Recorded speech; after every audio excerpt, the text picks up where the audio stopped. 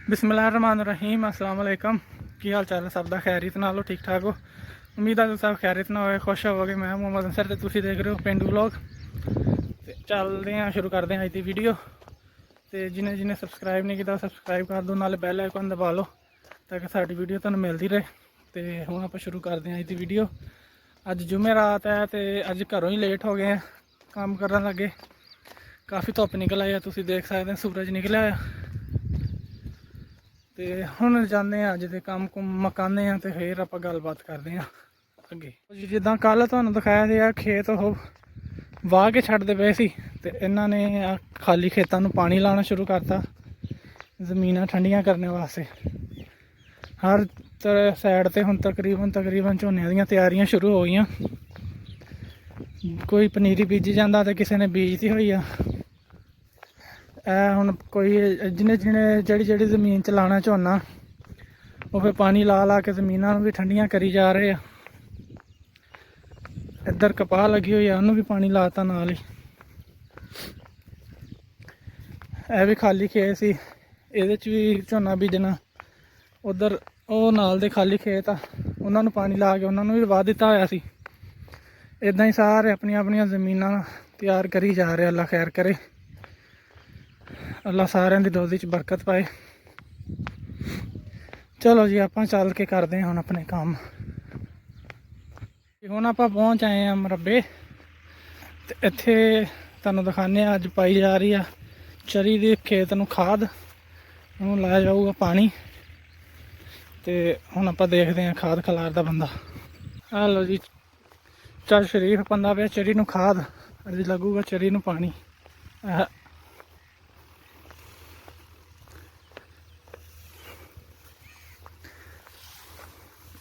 ये पैंदी पई है यूरिया खाद।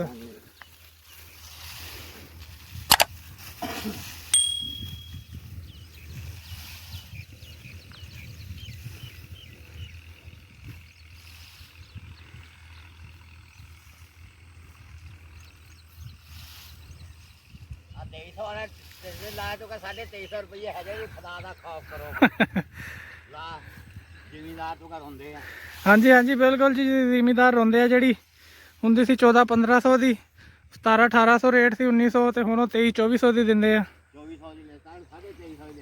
जिदा जिन्ना दाल आता 2500 तक भी बेची जाते। हाँ हो जाइए जिमीदार वास्ते हर पासों ना बोझ ही बोझ है। यूरिया खाद पहले तो लभदी नहीं थी, हुण जे लभन ही लग गई। तो हुण हर जिहदे कोल हैगी अपना रेट ही दसदा कि इन्ने दी देनी, अगर ले जानी तो दसो, नहीं ले जानी तो मर्जी तुहाडी। जी चरी का खेत, तो इनू खाद पाती तो अज लगूगा इनू पानी। यूरिया खाद जी आ ये पाई जाती है ताकि जी फसल आ जल्दी तो जल्दी अपना कद वधाए। तो पट्ठे जोड़े आ इन्हों का कद ही चाहिए होंगे कि जिन्ना जल्दी इन्हों का कद बढ़ेगा उन्नी जल्दी ये वढ़ने के काबल हो जाएंगे।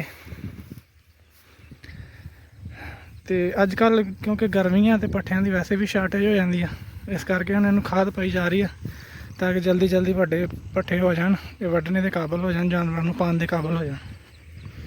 जी चरी होंगी है जिन्नी देर छोटी है उन्नी देर ये कौड़ी कौड़ी होंगी है, डंगर खाते नहीं सही तरह। तो जो तकरीबन यदा 3-4 फुट कद हो जाता फिर खाने के काबल हो जाती।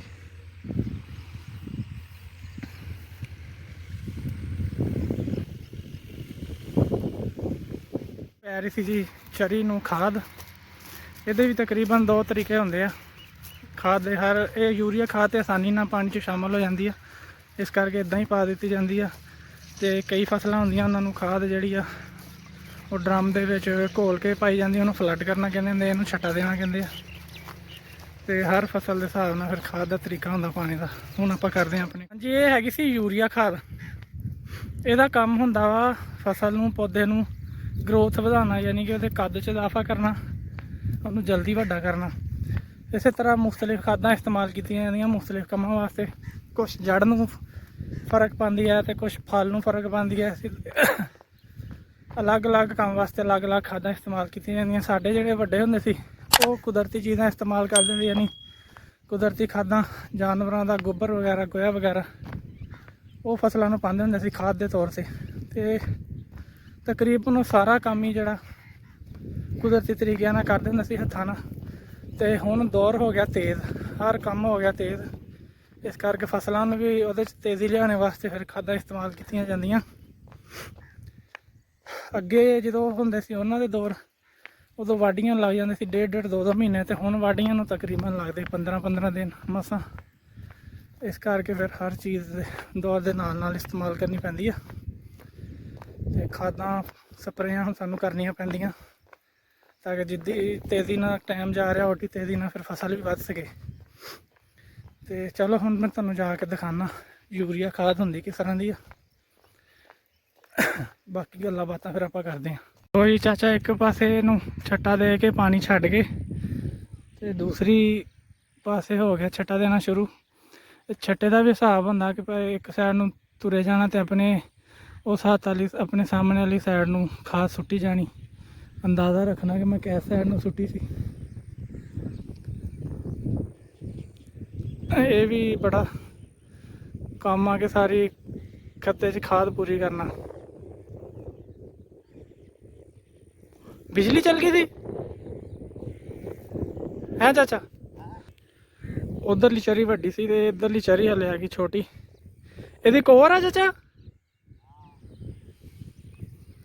ਜਦੋਂ ਦੀ ਬੀਜੀ ਉਸ ਤੋਂ ਬਾਅਦ ਇਹਨੂੰ ਪਹਿਲਾ ਪਾਣੀ ਲੱਗਣ ਲੱਗਾ ਤੇ ਇਹਨੂੰ ਕਹੀਦਾ ਇਹਦਾ ਕੋਰ ਕੱਢਣਾ।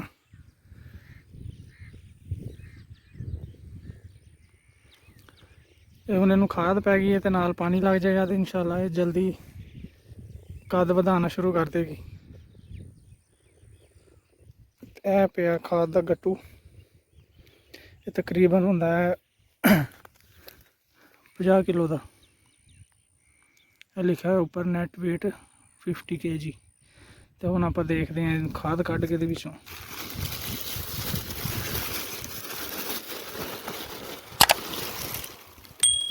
ਇਹ ਜੀ ਖਾਦ ਯੂਰੀਆ।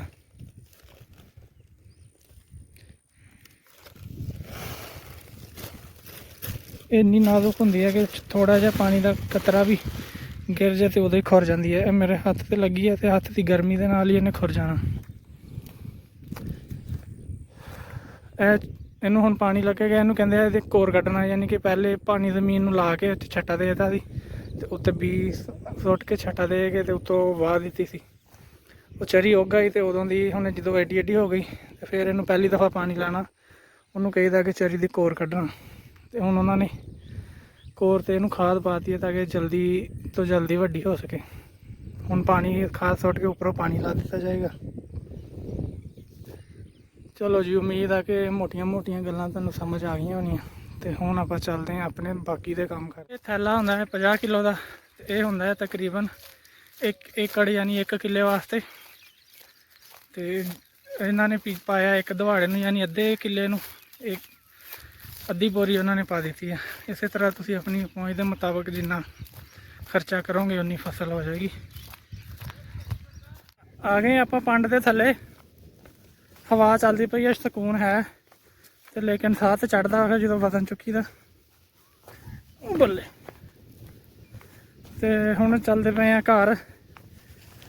ਤੇ ਉਮੀਦ ਆ ਕਿ ਤੁਹਾਨੂੰ ਛੋਟੀ ਮੋਟੀ ਸਮਝ ਆਈ ਹੋਏਗੀ ਅੱਜ ਖਾਦ ਦੀ ਇਹਦਾ ਕੀ ਪ੍ਰੋਸੈਸ ਹੁੰਦਾ ਤੇ ਕੀ ਤਰੀਕਾ ਹੁੰਦਾ। ਹੁਣ ਜਲਦੀ ਪਹੁੰਚਦੇ ਹਾਂ ਘਰ ਤੇ ਜਾ ਕੇ ਬਾਕੀ ਦੇ ਕੰਮ ਨਿਪਟਾਈਏ ਤੇ ਫਿਰ ਆਪਾਂ ਗੱਲਾਂ ਬਾਤਾਂ ਕਰਦੇ ਹਾਂ ਵਿਹਲੇ ਹੋ ਕੇ ਥੋੜਾ ਜਿਹਾ।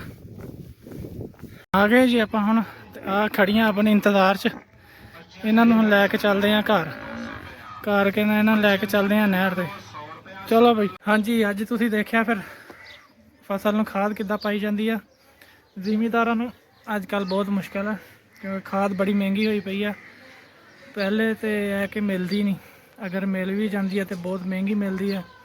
ਤੇ ਖਾਦ ਵਗੈਰਾ ਤੋਂ ਬਗੈਰ ਅੱਜ ਕੱਲ੍ਹ ਗੁਜ਼ਾਰਾ ਨਹੀਂ, ਫਸਲ ਨਹੀਂ ਹੁੰਦੀ। ਜ਼ਮੀਨਾਂ ਖਾਦ ਮੰਗਦੀਆਂ,